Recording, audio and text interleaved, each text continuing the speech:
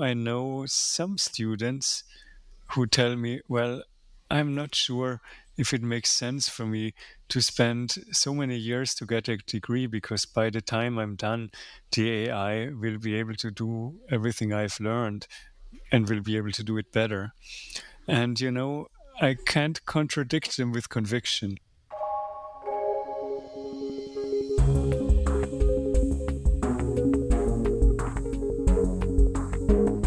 Welcome to the Center for AI Policy podcast, where we zoom into the strategic landscape of AI and unpack its implications for U.S. policy.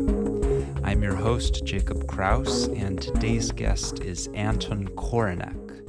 Anton is a professor at the University of Virginia's Economics Department and Business School.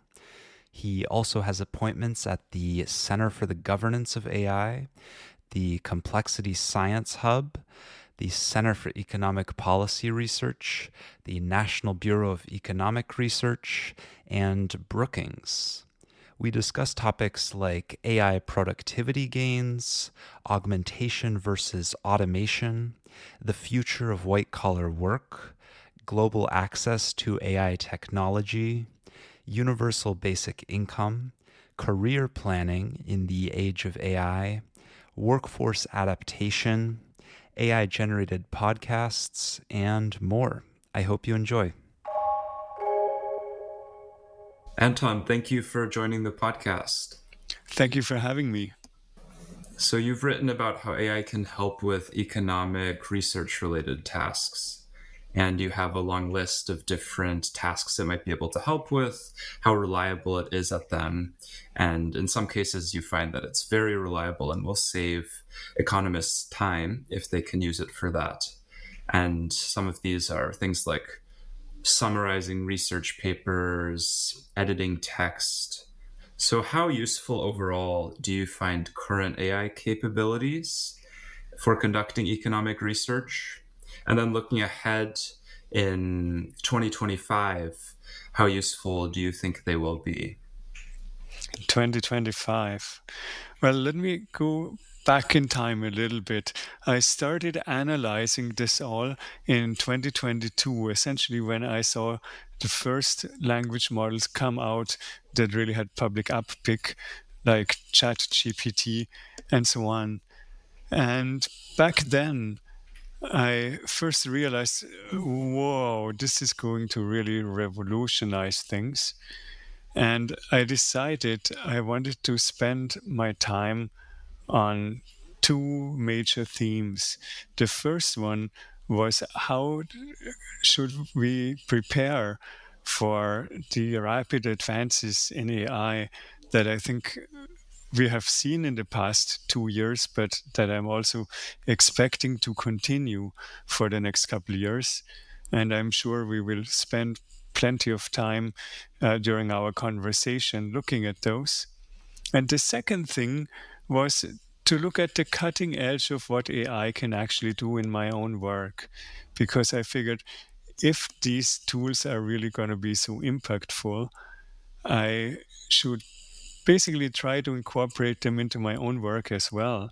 And that will tell me something about, first of all, how fast things are advancing. And secondly, it will also help me do my work more efficiently. And so when I wrote my first paper on this topic in late 2022, early 2023, I basically found that these large language models are quite useful for certain, I called them micro tasks, like what you just described, summarizing short sections of text or editing things a little bit. Was that ChatGPT? That was mostly ChatGPT and Claude at the time. And the first version of this paper I'm talking about, it came out before GPT-4 even. So that means we were really talking about what from our current perspective looks like very rudimentary tools, right? The dark ages of AI. The dark ages indeed. And over the past 1.5 years, we've really seen rapid advances.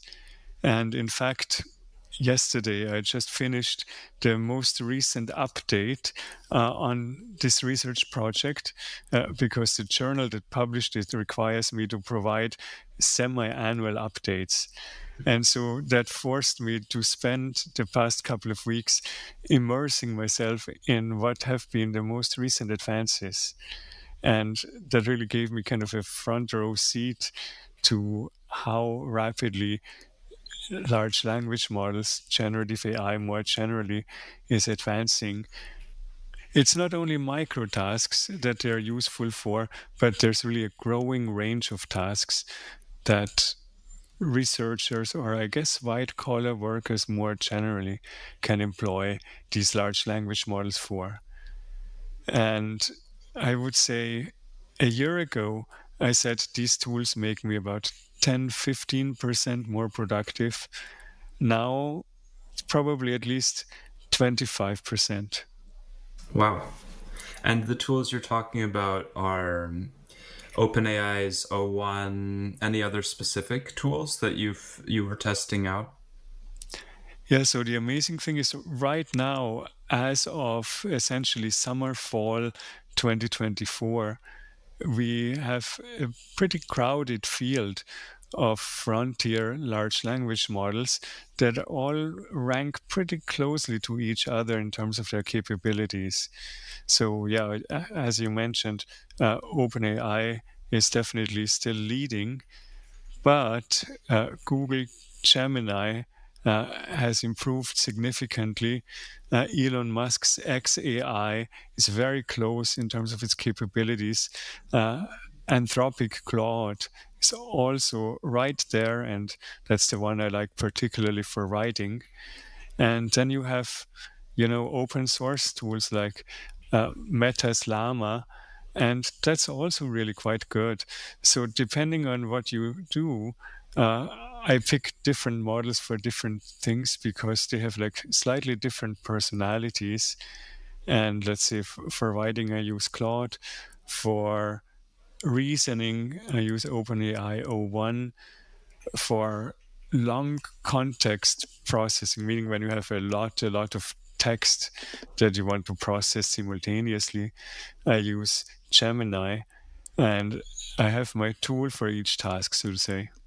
And then in 2025, with, if you said maybe it was some percent at the start and then 25% this year, Yeah. what do you think that number might be? Well, if we kind of blindly extrapolate, I guess it should be 35-40%, but it's so hard to foresee how exactly things are going to evolve.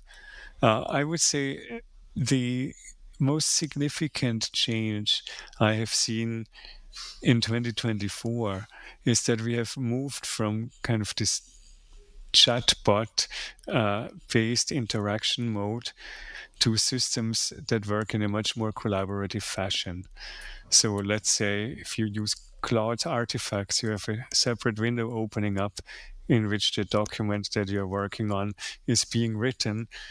OpenAI just came out with a similar system, Canvas, where you can interact with the document that the language model is also working on. In some sense, it's as if you are a collaborator of the language model. And of course, companies like Microsoft are also introducing co-pilots into their existing software packages where you can collaboratively interact with an AI system that does tasks for you, that helps you work on what you're working on, and ultimately that makes you more productive at whatever it is that you're doing. Hopefully, lots of good things. I've noticed these branding and the actual technical features of the products are trying to be like co-pilots, trying to assist humans and make them more productive and augment their work. Hmm.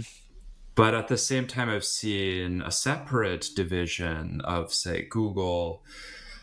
It could be the same employees, but separate market stream on trying to make AI agents. So at the present, the best complexity of a task that AI could do, it might be ordering you a pizza, ordering you some chocolates, But I could certainly see then that extends into more and more complex tasks. And with the AI agents like this, it's not very much a assistance. It's more the AI acts autonomously, and it would be automating the task of ordering a pizza, which might be good.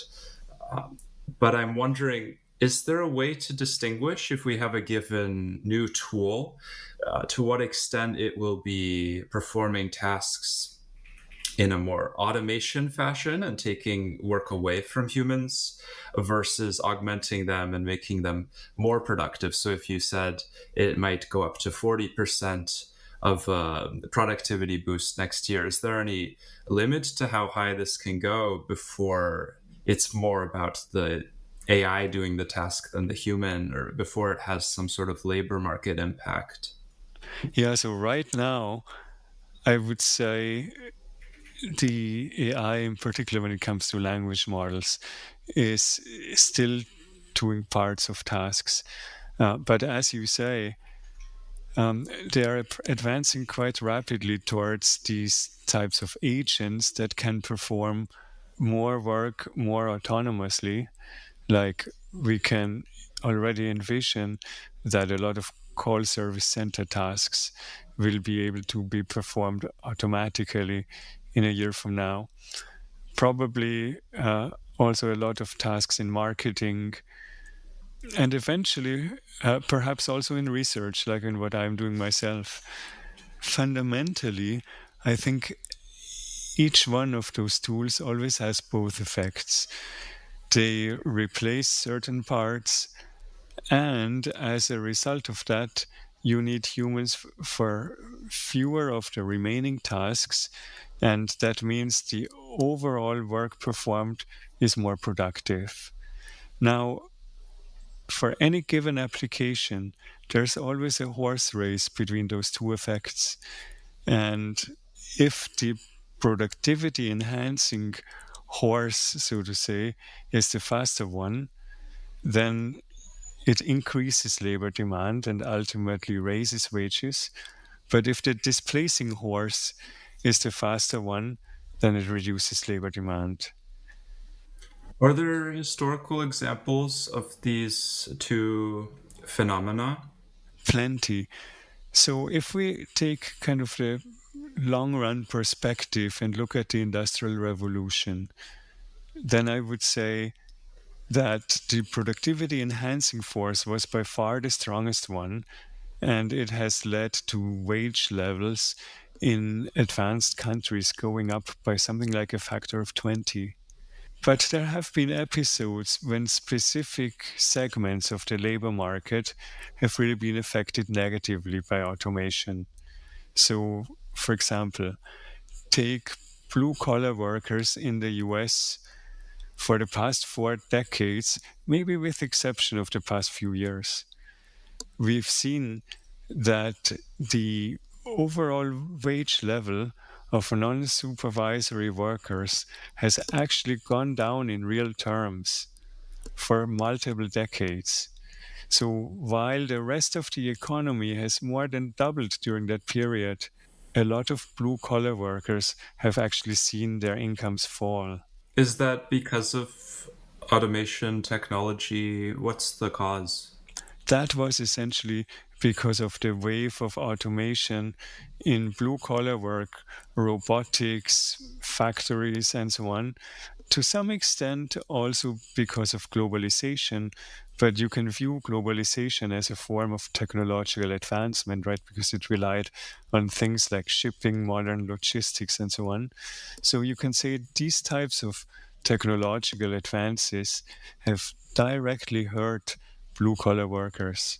Blue collar workers in the US have been worse off. And I think that may be a harbinger of the effects of what white collar workers may be seeing over the coming 5 or 10 years. Yeah, this has been interesting because I think for a while, because of popular conceptions of robots, it was thought that these blue collar tasks might be the first to be automated by AI, but then it's almost flipped where the first tasks we're seeing lots of AI capability are in making art and making music and talking and acting in someone else's voice and writing a short story. And these are some things that people might have thought was going to come much later. So, is there any good way to forecast what types of skills will continue to be in demand and even potentially created as new tasks and new jobs? And is there also a way to forecast which ones are particularly prone to the automation? My impression is it's really hard, but maybe I'm unaware of some tools. I agree that it's difficult. Now, there is a lot of very well done economic research papers that try to address this.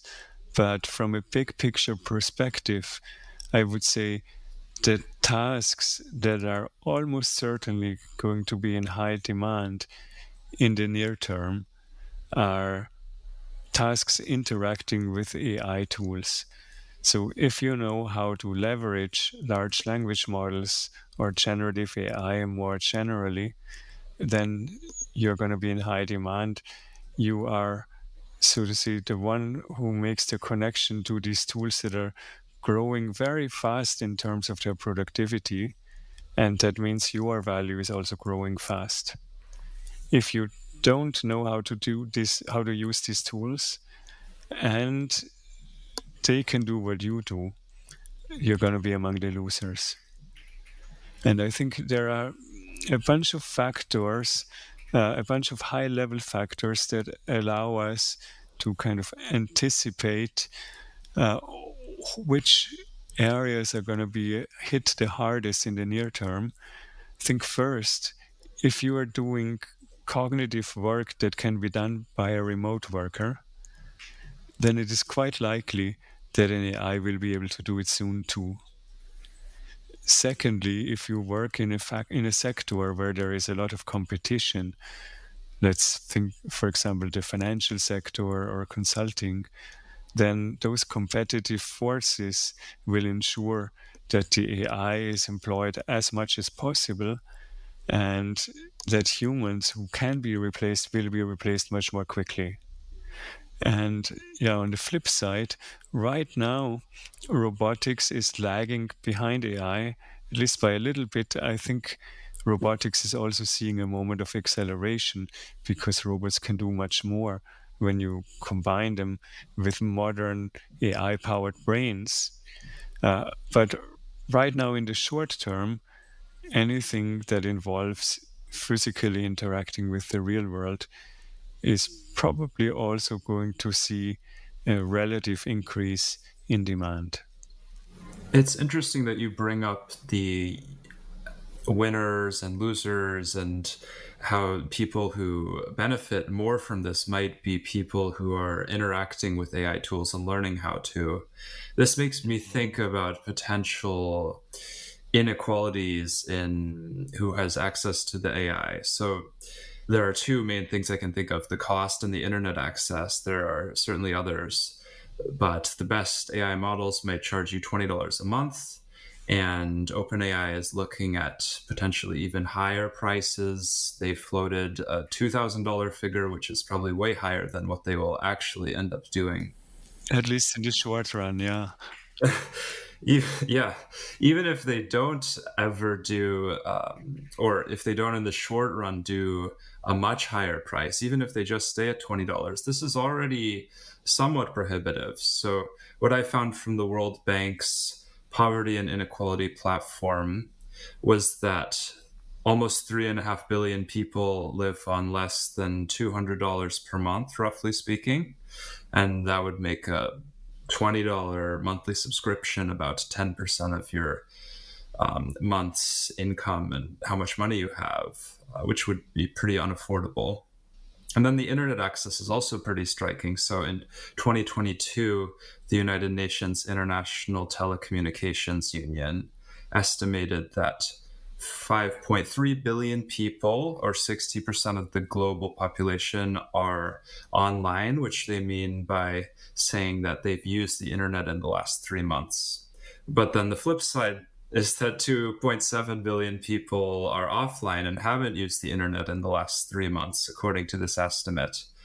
Um, so they won't be able to access the AI. So it seems to me that there will be billions of people who are using the AI and getting ahead, at least in some of the tasks where it really matters to be familiar with AI.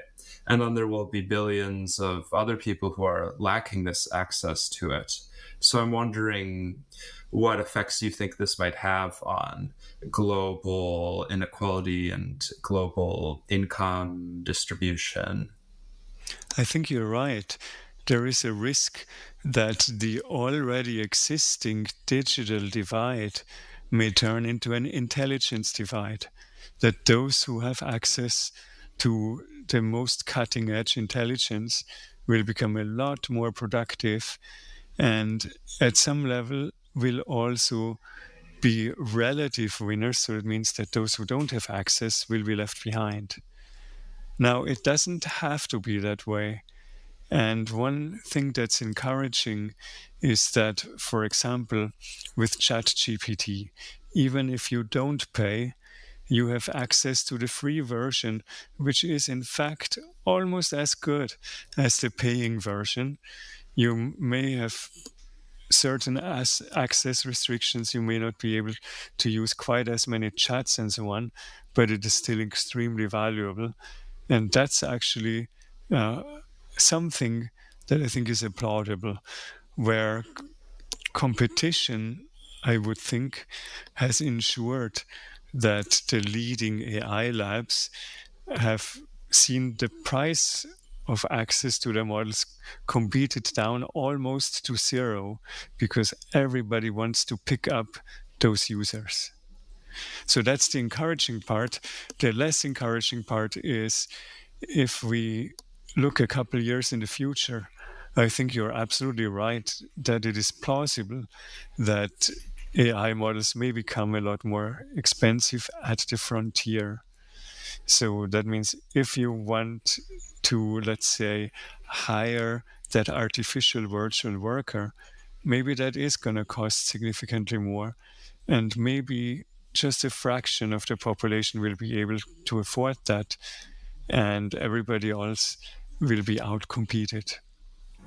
Is there anything that can be done about that? So, even the idea that we can provide the free access, I find somewhat, I feel a little bit uncomfortable or wary of, because I know that OpenAI, I think, was spending billions of dollars just on running ChatGPT. They're running the inference to serve it to all the users. And they have about 200 million weekly active users. So serving the 2 billion people would be 10 times as much cost potentially. And also with some factors like OpenAI's O1, the inference costs might go up further. This could be balanced by inference costs falling by making the models smaller or by training them on larger models and trying to distill.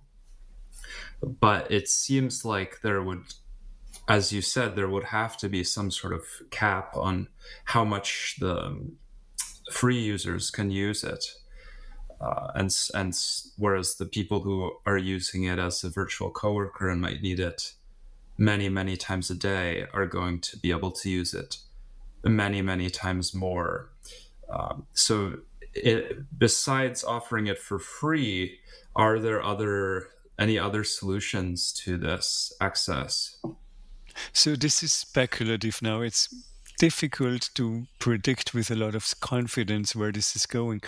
But I would actually expect that in the next couple of years, almost everybody will have access to language models that are significantly better than what we have right now at essentially no cost because they are, for example, built into their cell phones or they can access cheap services on the internet that are not the cutting edge, but still better than what we have today. So that's kind of my optimistic perspective, but I agree with you that we can by no means be assured of that.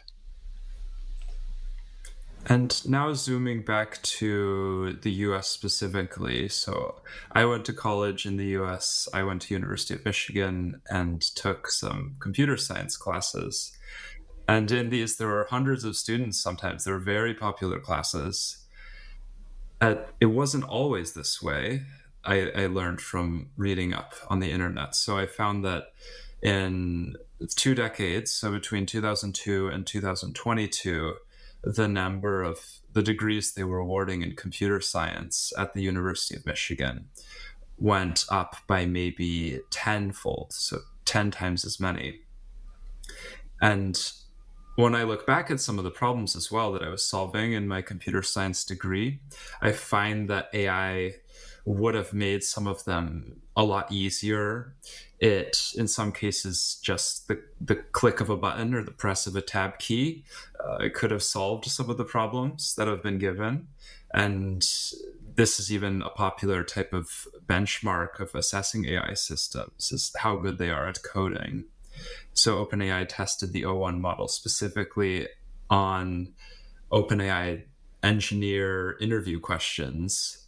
And this had both multiple choice and coding questions. And it got quite a lot of them right, even though these were from the internal question bank that they would give to the real OpenAI applicants. So if I were entering the college again, I wouldn't necessarily know how AI will impact the job market. That seems like it could be very complicated in software engineering. But I definitely feel more uncertain about what to major in. So, what would you be telling me? Do you have any advice that you would give to a first year undergrad who wants to get a major and they really are focused on having job security, having a successful career? Yeah, frankly, that's a really difficult question because there's so much uncertainty about both the speed and the direction at which this is going to continue to advance. So I know some students who tell me, well, I'm not sure if it makes sense for me to spend so many years to get a degree because by the time I'm done, the AI will be able to do everything I've learned and will be able to do it better. And, I can't contradict them with conviction. Maybe they are right. Maybe they're not. Maybe it's going to take a little bit longer. But there's certainly a risk that they're right. And yeah, the example of coding that you just brought, that's a really good one because 5 years ago, everybody among pundits believed that this is going to be like the field of the future. And if you major in that, you are guaranteed lots and lots of job offers, right?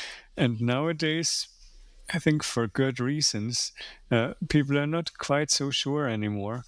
And the declared goal of all the HEI labs is to automate the whole process so that they can develop systems that will improve themselves, right? And we will probably have that before they can do everything that humans can do. So it's not as safe of a career anymore. Um, so in a recent paper of mine, I tried to think about what would be the roles for human labor in a world where computers can solve all the cognitive tasks that we can perform?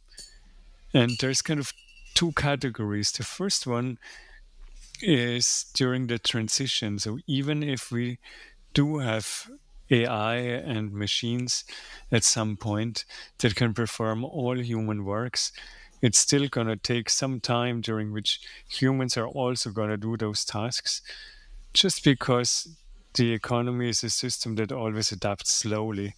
And in particular, in sectors where there's no competition or sectors where there's a lot of bureaucratic rules, it will take a lot of time. But there are also some areas where I think the human identity, the fact of being human will create certain specific jobs that we won't let the AI do. So I'm sure there will be lots of jobs where the authentic human connection plays a role. Some people are going to say, well, I won't send my kids to that kindergarten where they have robots watching the kids. I want a real human. Maybe others will choose differently. In certain performative professions, like let's say dancing or sports or singing, people are going to say, well, I really care for this because it's amazing that a human can run this fast, but if a robot can run twice as fast, I won't be impressed.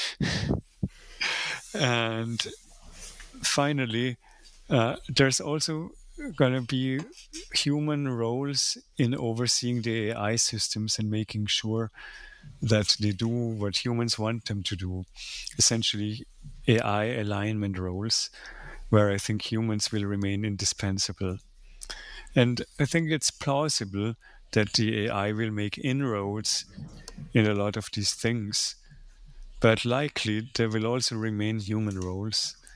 So preparing for that may perhaps be the most future proof type of job.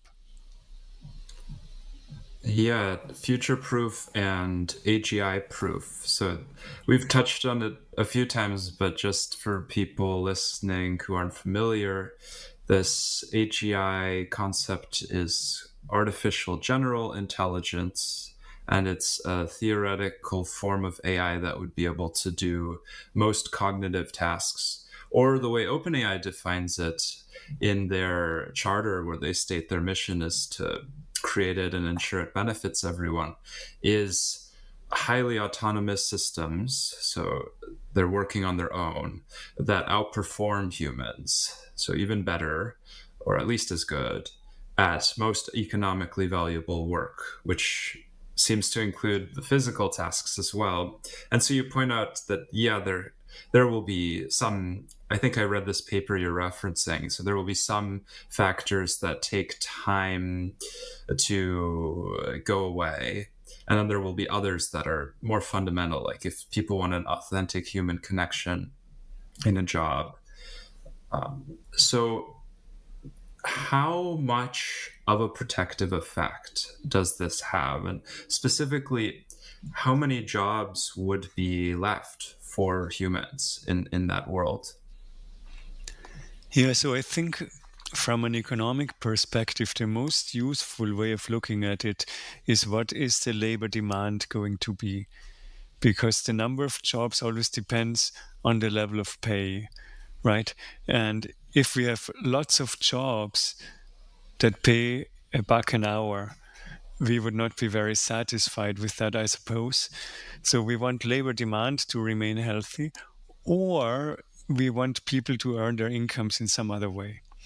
And in fact, in the long run, I think it may be a much more plausible economic model that humans receive the majority of their income through other ways than through labor.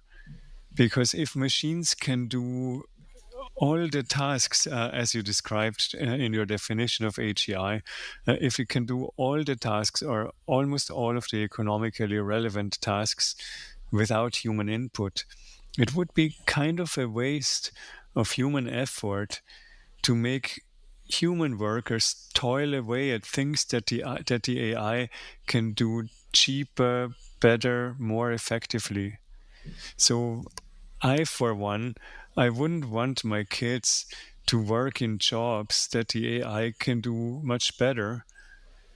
I would rather have them enjoy their time on other activities, on something else that's fulfilling, like enjoying their social life, enjoying their family connections, uh, doing things that are inherently meaningful, because the meaning of life is not just to do work. Okay, that makes sense. That would be a fundamental paradigm change from what we have today, and it won't happen overnight. Um, but I do think that if we focus too much on jobs as the only way of distributing income in our economy and society, then we run the risk of facing even more significant challenges in the next couple of years as we enter what I call the age of AI than we would otherwise if we don't subject ourselves to that constraint and we think a little bit more broadly. Yeah, the unemployment doesn't have to be impoverishment of people. Yeah, and I would also say it doesn't even have to be unemployment. Unemployment is something that makes people miserable because, by definition, you are unemployed when everybody around you is employed and you are also looking for a job. If we really do face this kind of economic paradigm change where the role of labor becomes less important in our economy, then I think it makes more sense of looking at it kind of like retirement. When people retire, they become on average much happier than when they're working because they have more time for all the meaningful activities in their life. They have more time to devote to their health, caring for themselves, caring for their family.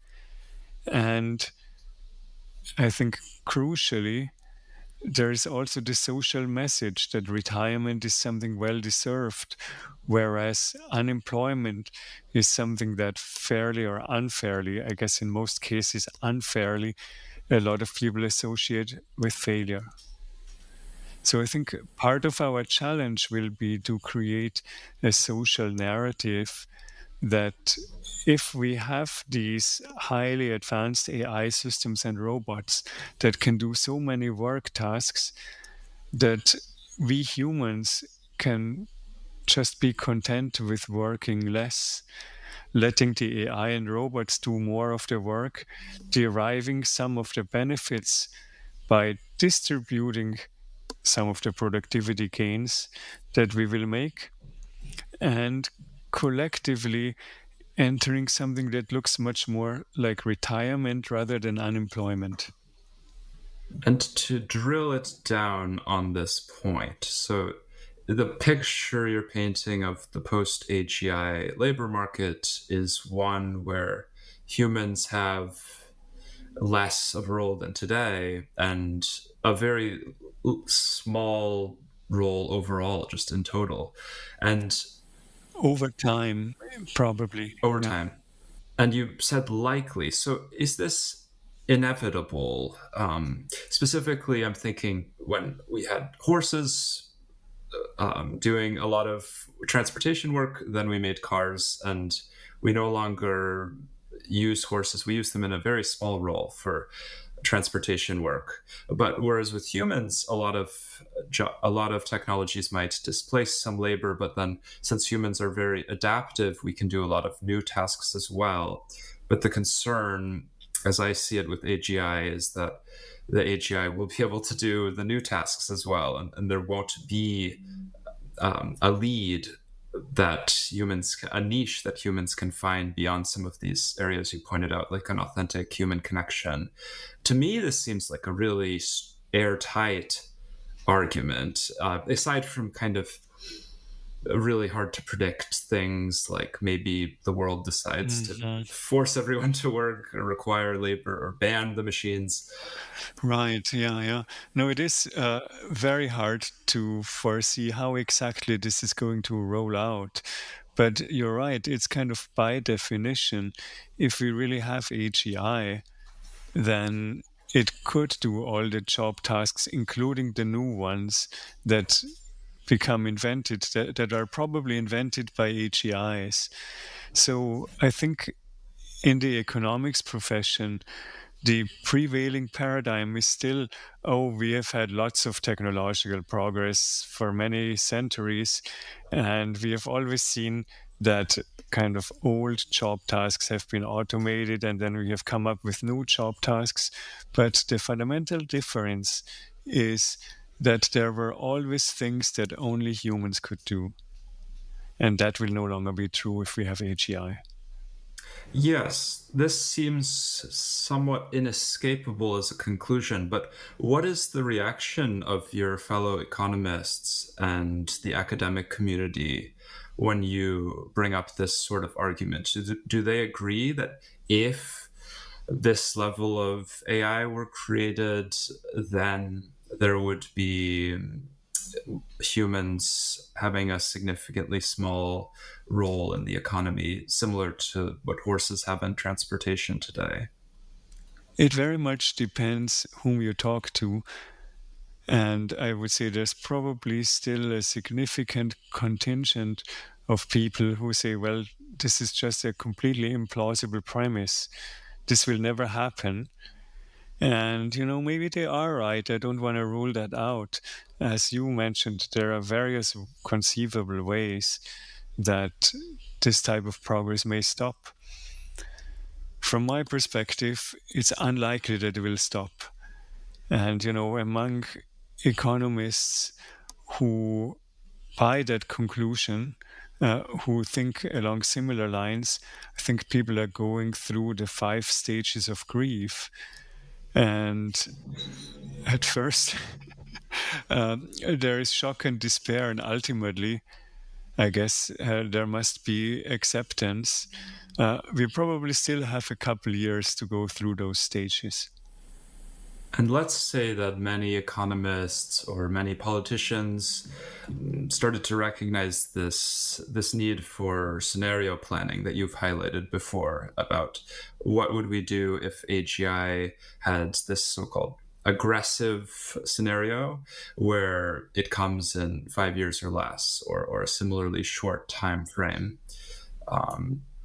So, in your testimony to the Senate's AI Insight Forum on the workforce issues last fall, one thing you brought up was that this universal basic income, or UBI, this is one of the first ideas people jump to, is if we don't have money or we don't have jobs providing people income, maybe it can be provided more universally without jobs, or another idea is just standard unemployment benefits could be revamped. But you write that UBI specifically is not very desirable in our current system. It might become useful as a policy mechanism if we want to prepare for a certain kind of AGI, though. And you are talking about a, quote, seed UBI. So this would provide a nominal, small, tiny bit of income, maybe just a few dollars a month. For now, yeah. For now. And it would ensure that infrastructure is in place if we ever needed to do a real UBI. But I was curious, what infrastructure needs to be done? Why can't we just do this in a few months? How hard is it to actually build out this infrastructure? Yeah, that's a very fair question. So let me first say, the reason why we don't want a significant UBI now in 2024 is because we have a social safety net that is much better targeted than a UBI. It's not perfect, and there is certainly some abuse of it, and there are certainly some inefficiencies generated by it, but still it ensures much better that social support goes where it is needed than a UBI would. Right now, humans are much better than AI at so many things, and we need the humans to work to contribute their unique skills. Now, in who knows when, maybe 5 years, maybe 20 years from now, this may no longer be the case. And at that point, as we mentioned before, it may be desirable to have another mechanism of distributing income in the economy than labor. And then we do suddenly want that kind of system in place. And so the big question is, how do we get from here to there? And so this seed UBI is essentially a proposal to make sure we have this system. Uh, Now you asked, why does it take more than a couple of months? If you remember, for example, the COVID emergency relief measures, uh, that was a pretty chaotic system. There were unemployment insurance benefits that were completely disconnected from how much income people made before, and then induced people to stay unemployed, even though it would have been good for the economy to go back into the labor market at some point.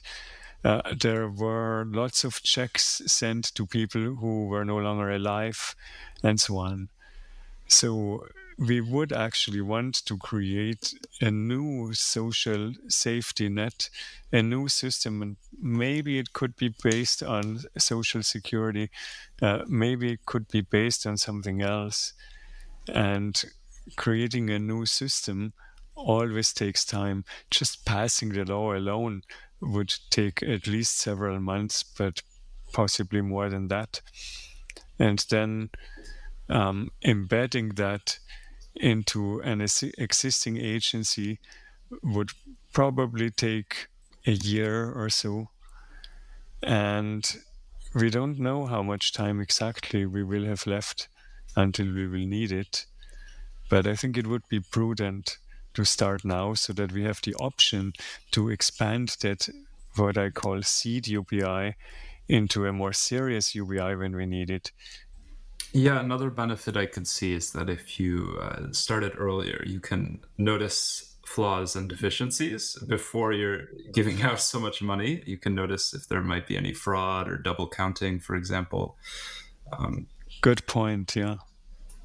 There's going to be lots of difficult questions that need to be resolved. Who exactly is included, starting at which age, and so on and so forth. So that's going to make the political process of actually passing the law difficult. Now, also looking at this intermediate stages between current AI and AGI, it seems like there could already be some disruptions. So I've seen this Swedish fintech company named Klarna.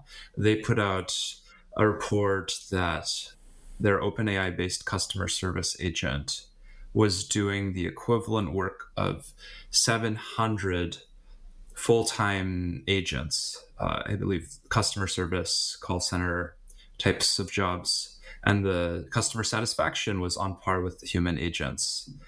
And there were then not only on par, but there were some big advantages. Like I imagine the wage was much lower for this than hiring the 700 workers. It could do 24/7 work schedule with no sleep, no procrastination, no Facebook, Instagram checking, and over 35 languages at once in one, so to speak, employee. Probably very good accents as well, since they've trained on the best voices they can find. Yeah, better than mine. Maybe better than mine too.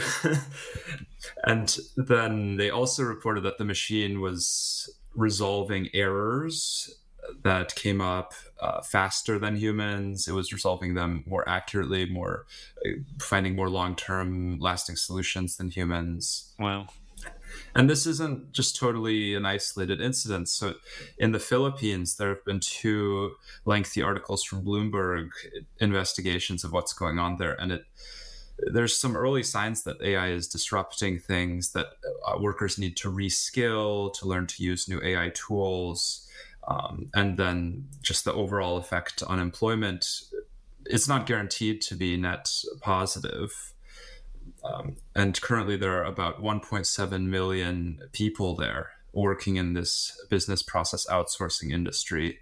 I think it accounts for about 8% of their country's GDP. So it's a really big deal. There's going to be a lot of need for reskilling, retraining, so potentially to just keep up to speed with this evolving industry, or to find employment in new industries. And of course, US workers are going to have to do this too. Yeah. So I was looking at the Bureau of Labor Statistics, and they found that the number of times people have switched jobs in their lifetime was about 12.7 on average, 12.7 different jobs Oh, for well. people born in the 1957 to 1964, the the end of the baby boom. So, do you expect AI to be forcing more adaptation than what we've typically seen? With just thinking about current AI capabilities, if we have things that are generating text and generating images, generative AI, but it doesn't really take off in the agent side of things as quickly, will we be already seeing significant changes, or is it going to be more like what we've seen with the internet? Yeah, it's kind of hard to disentangle what we currently have and what is clearly visible on the horizon, right? But as you described with Klarna, for example, even the current systems are already highly capable. And I think if we froze all further progress in AI and we just spent the next 5 years diffusing the existing capabilities throughout the economy, the impact would already be quite disruptive. But of course, that's not the world we live in. Progress is not frozen, and it is by some measures accelerating. And based on that, I do expect that the disruptions going forward are going to be significantly more severe than what we've seen in previous decades. Why do you expect it to be more severe? Do we have any way to assess this kind of impact, or is it from your experience using the tools with your economics research? Yeah, it is from basically the observation that one cognitive task after the other can be automated by the AI. And also from seeing that there are so many things that the AI can already do that we still let humans do right now, even though that's kind of inefficient. So there's kind of an implementation gap between the current technical capabilities and what companies actually use the AI for in practice. And if we just make that gap disappear, if we, as I said before, roll out the existing capabilities, then I can see there's going to be a lot of change. There's going to be a lot of job roles uh, that are essentially going to be performed largely by AI. And that would require a lot of reallocation into the remaining untouched areas. But again, those won't remain untouched for very long, given the speed of advances. And are there any ways the US government could help its workers transition effectively and quickly? So I've heard, for example, that generally speaking, it's important if people need to move geographically to give them mobility in that sense. And one helpful thing is you want to make sure there's housing available when to respond to changes in where people are living. Do you have any other policies you've thought of for how this might be handled? Yeah, I think that policy advice was mostly based on the times when essentially rural blue collar jobs were automated and then there was nothing left in the countryside. And people who wanted to move to the cities found it very expensive to do so because housing was very tight there. Now, the coming wave is going to be somewhat differently. It's going to be people in the cities who see their jobs displaced. And in that sense, I'm not sure if, uh, let's say, housing measures are going to be a very impactful lever. I think in the short term, working on AI literacy may be one of the most impactful things, both because interacting with this current generation of AI tools is actually not that hard. You can do it in natural language. And because that's what the economy really needs. The economy needs people who are literate in using those tools. They don't all need to be able to create them. I can't create cutting edge language models, but I can use them. And just like me, I think lots and lots of categories of white collar workers can leverage that and can conduct useful work for our economy. But it's going to be an adjustment. Let's say, for example, call service center workers are going to have to either learn how to work with AIs in other roles, or what I also view quite plausible, I think there may be a movement back from white collar jobs towards blue collar jobs that deal more with physically interacting with the world in the near term. Now, when the robots really come because they advance as rapidly as AI, then that may no longer provide a valve either. Yeah, and another thing I think about there is a lot of the white collar workers. The stereotype is that they would not enjoy the blue collar work, or maybe they wouldn't. They would find it very difficult. For example, if you think about the people who do a lot of really thinking heavy desk jobs and then thinking about them going to a really heavy day-to-day physical labor where they have to use their muscles a lot, it might be a pretty big transition in career compared to what has historically been. But is this just in economics? This is not a big factor. Typically, people can switch this kind of make these big changes. No, you're absolutely right. It is difficult. Any transition, even between jobs that look like they're relatively close to each other, is hard. But people, unfortunately, are forced to do it all the time. I guess we are lucky if we haven't done it for quite some time. But people are doing it all the time, and it is a difficult transition. And you're right that public programs can facilitate it at the margin. They can provide the right training. They can provide monetary assistance to people moving jobs.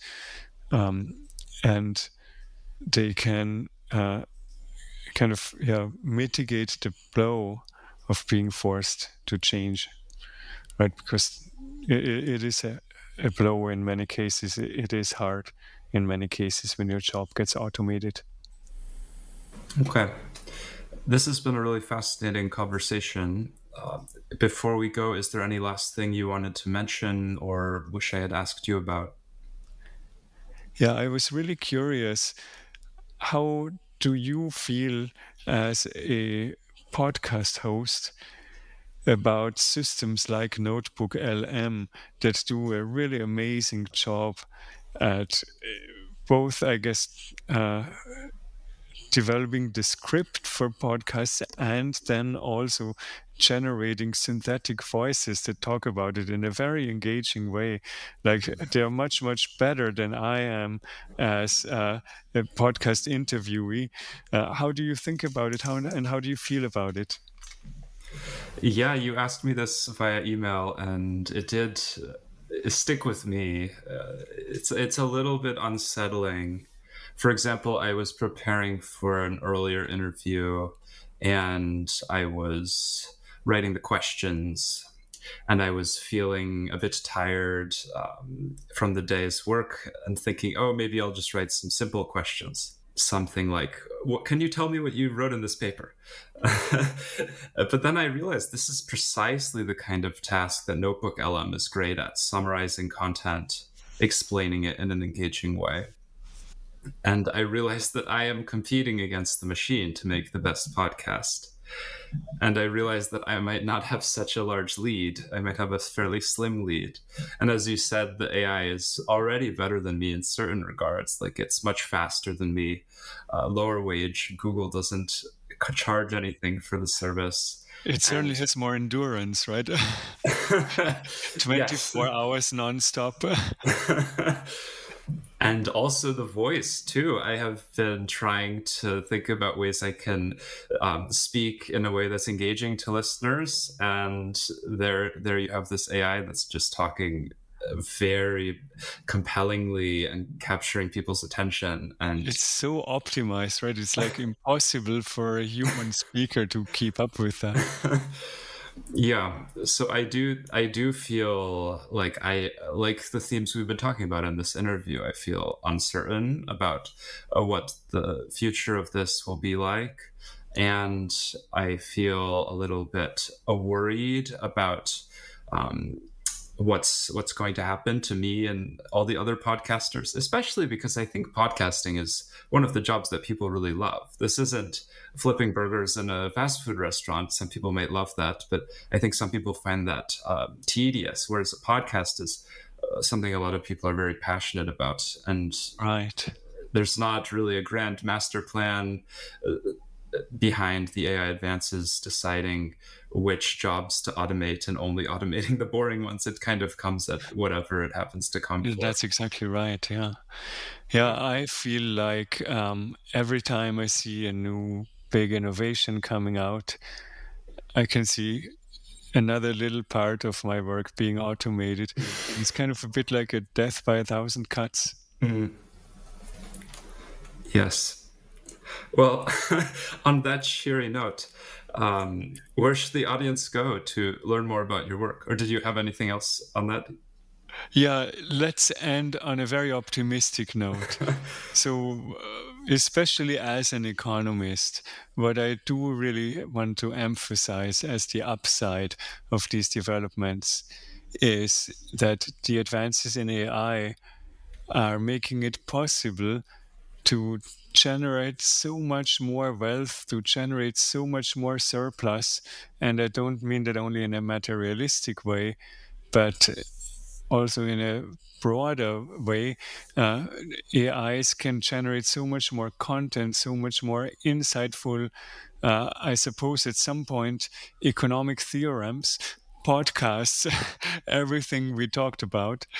And I think the fundamental challenge that we will face in the coming decade or so is to ensure that the vast benefits that we can generate through this new technology are shared sufficiently broadly to make us all better off. And I think that potential is there. We could all be so much better off in 10 years from now, and so much happier, so much more fulfilled, so much more spending our time on the things that truly matter.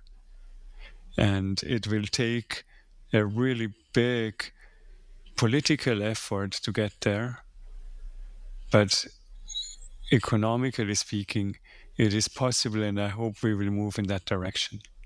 Mm. Thank you. That is a good note. Yeah. And if audience members want to read more, should they visit your website, your Twitter? What are the links you'd like to point them to? Yeah, on my website, I always keep an up-to-date selection of the projects I'm working on.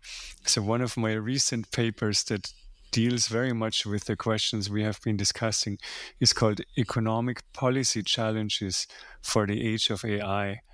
And if you have found this conversation interesting, I want to invite you to take a look at that paper. And there's also my contact information. Feel free to email me, reach out to me, let me know what you think. Great. Thank you so much for joining the podcast. Thank you again for having me. And thank you for the interesting conversation that I think was still, at this point, much more engaging than talking to a computer. Thank you.